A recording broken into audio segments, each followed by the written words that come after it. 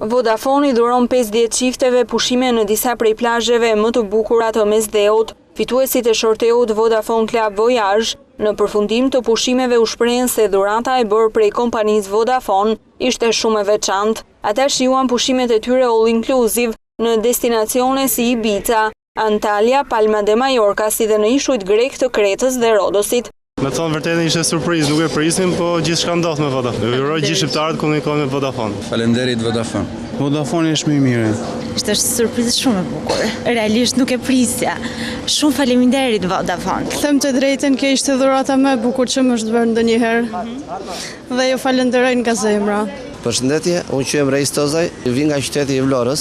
Kam një kënaqësi të veçantë dhe të jashtëzakonshme kur nga Vodafone më ka marrë telefon që isha i përzgjedhur i tyre për bërë një udhëtim turistik në Palma de Mallorca. Edhe në Shqipëri ka tashmë kompani që janë me përmasa europiane.